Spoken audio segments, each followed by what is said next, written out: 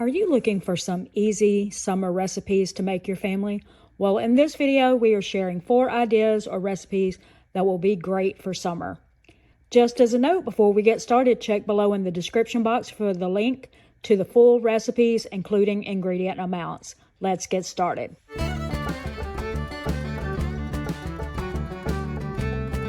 Tonight's recipe is it's not going to be I'm not going to go into the whole recipe, obviously, it's already completed, because it's simple. We have shown how to make pizza with no yeast. It's like a no-fail pizza crust on the channel before. We'll link that down in the description. What we did different tonight was we took some pesto, we put that down instead of pizza sauce, then we added some pre-cooked chicken, some mozzarella cheese, and some spinach, and we'll probably sprinkle a little Parmesan on it. And I'm gonna have Joel do a little taste test for you. You are? Yeah, because he's never had this. I had this at my son and daughter-in-law's house, and the only difference is they didn't have chicken on it, and they used sourdough, and I don't have a sourdough starter, so ours is like the no-fail, no yeast crust, so it's a little different, but pretty close. So what do you think? It's good. You like it's that? Fine, yeah. Yeah? It's fine, yeah. Pesto is the besto. Pesto is the pesto. Do you think you would have liked it without the chicken? I can't really taste the chicken, so. You can't taste chicken, so probably so. All right. Okay, so you can also put some Parmesan on it if you want to. That'll be even, yeah. That's not nearly enough. You might think that's enough, but you would be wrong. That's not nearly enough. If you, we shared a shorts video on the channel one time of Joel just like putting tons of Parmesan cheese on a pepperoni pizza. So this is not uncommon. All right, what do you think? Yeah? Mm-hmm. Cool. Good. All right. Again, we will link the pizza dough recipe down in the description. And again, you just get a little jar of pesto. We did a pistachio pesto, which you can get at Walmart, and the Better Goods brand or generic brand. It's like Walmart's generic brand. And spinach, mozzarella cheese that you shredded up, and just some pre-cooked chicken that you might have left over in your fridge. And we do put just a little bit of olive oil with some like garlic powder, oregano, and stuff like that on the edges. And we're also having this tonight, pepperoni pizza. So, and you can see better what the olive oil does on it, because I was afraid that was starting to burn because the cheese was starting to look that way.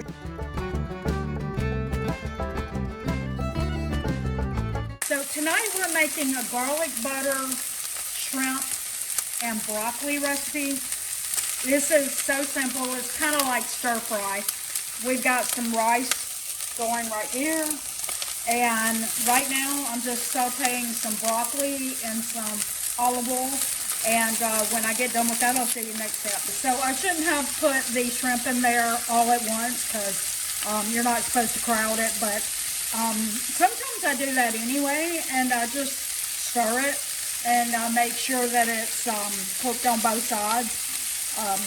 So you want it to look like that on both sides and not like that. So if you got it on both sides, you're good. Finished with the broccoli, and I've got that on the side. And now I'm going to do the shrimp on both sides, make sure they're cooked, and then I'm going to take that out of the skillet. All right, so we finished sauteing the shrimp, and now we're adding some butter and garlic. That was garlic if I made too much noise. To the skillet, and we're gonna just probably about 30 seconds. Don't want to burn it, but you want to get it while it's fragrant.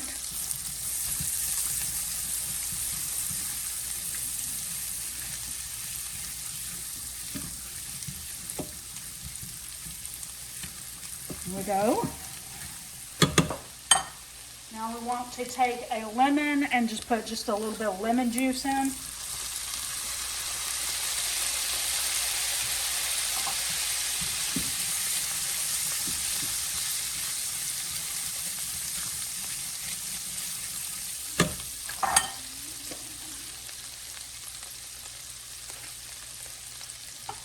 Now we're going to return our shrimp back to the skillet.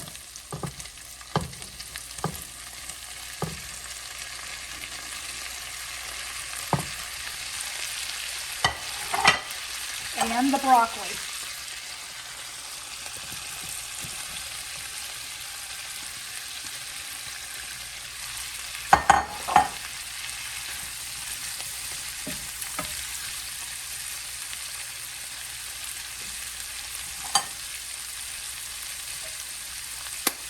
We're also just going to add just a little bit of crushed red pepper. You do not have to do that. That's optional. It's going to make it a little hot. So if you're not with the spicy, don't add that.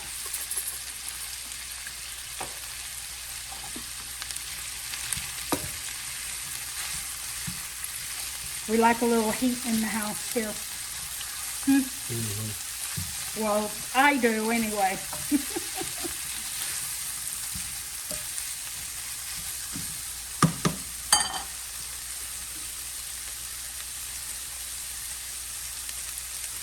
So we just want to cook this for like another minute or two just to, make sure we've got the shrimp and broccoli heated up. And make sure we've stirred it around in that garlic butter sauce. But that's it. We will plate it up and show you the finished product. All right, so this is the finished product. We have had this before, so we're not going to do a taste test on this. It is really good.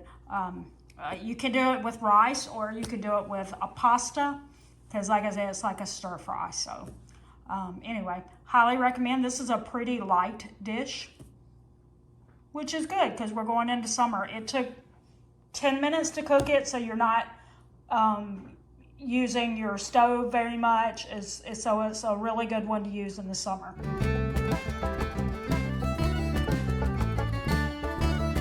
All right, today we are making some pizza roll-ups, and Joel is the master of roll-ups, so take it away, Joel. We'll see.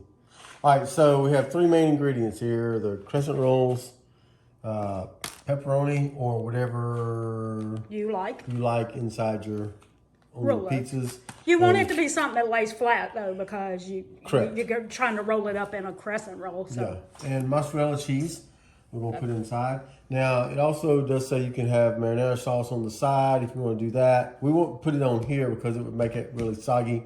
But you can put it on the side for dipping sauce if you want to do that. We're not doing that today, but we have that is an optional thing there. Yeah, we have made this one time before, and we did not miss marinara at all in the recipe. So we didn't feel like we needed it for dipping. But if you feel like it just won't be the same without it, don't put it in the roll-up, because like you said, it's going to make it soggy.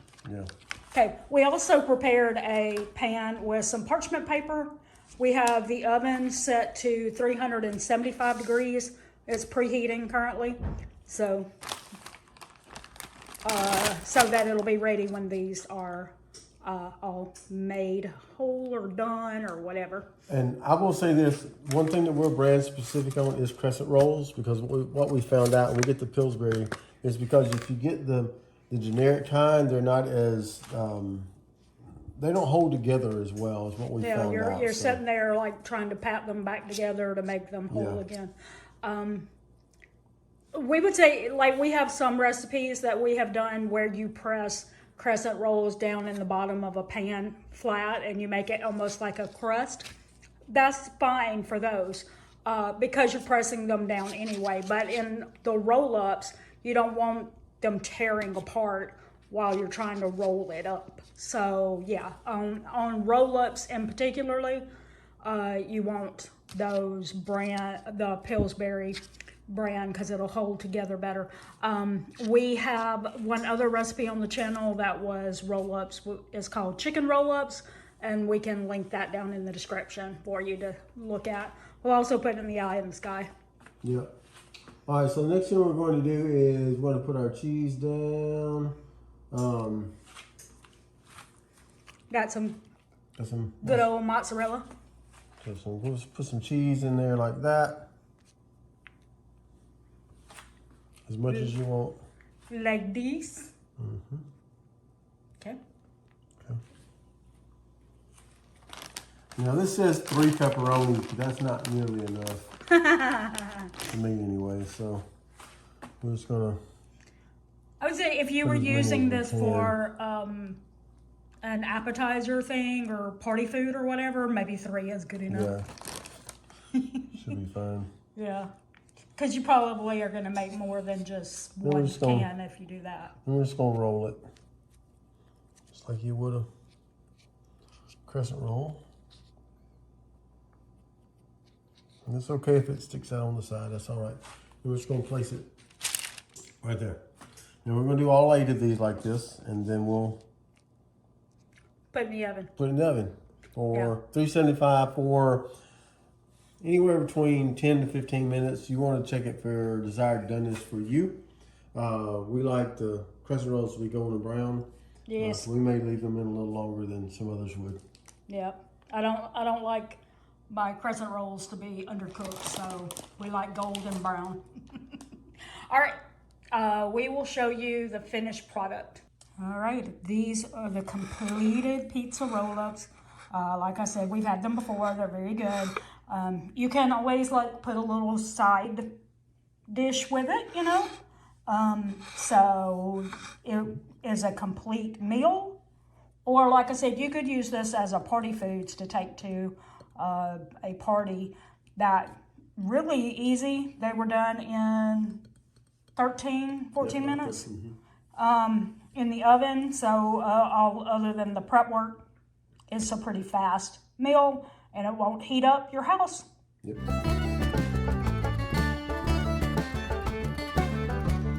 For this recipe, we are making a creamy ground beef and butter garlic pasta dish, and it's a 1-pot dish.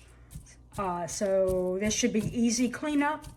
It also is supposed to only take 30 minutes, so it would be a quick one that wouldn't take up a lot of, apparently Joel's timing it.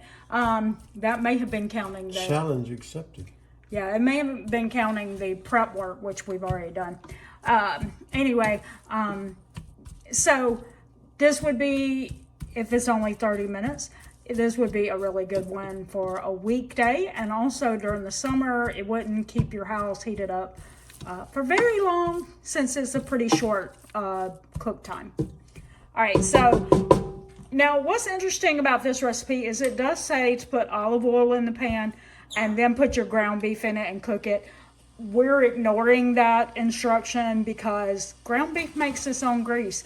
So I don't know, maybe we'll regret this later, but I don't think that you need olive oil in your skillet and when you're cooking ground beef. So here we go. We're going to brown the ground beef, and when we're done with that step, we'll show you the next one. All right, now that we have our ground beef browned and back in the skillet, we're adding garlic.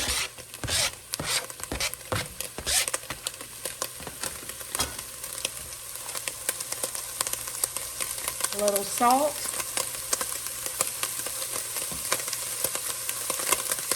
Pepper.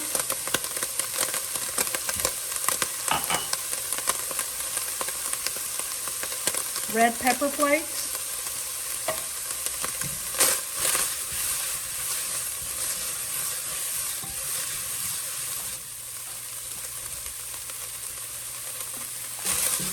We're going to cook that until the garlic is fragrant. Then we're going to add 3 cups of beef broth. And you can add 2 cups of milk or heavy whipping cream. We're choosing heavy whipping cream because we want it to be creamy. Yeah. Yeah. And now we're going to add some, is this rotini? No, it's penne. Penne. Penne. As you can see, uncooked right into the pot, so you don't have to boil your pasta separately. We're also going to add some Italian seasoning in there, and we're going to stir this around, and we also want to make sure that our pasta is submerged below the liquid so it all gets cooked. We don't want anything sitting on top and end up not cooked at all. All right, so we're going to bring this to a simmer and then cover it. All right, so we have it simmering now. You want to let this go for about 12 to 15 minutes. And obviously you want your pasta to be tender when it's done. And you drop it down to low, just to simmer. And I think you cover it, and 12 to 15 minutes. Hi guys, Future Christy here. When I was editing this video, I realized that the next video clip was corrupted, so I am unable to include it. I basically added Parmesan and butter during that step.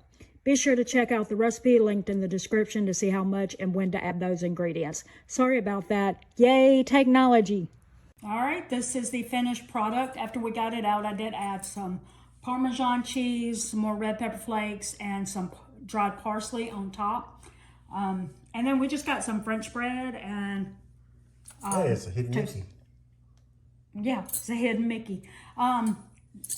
Got some Mickey ears there, made of French toast. That's right. Or French bread, not French toast. Yeah. So you want to do a taste test? Because we've never had this one before.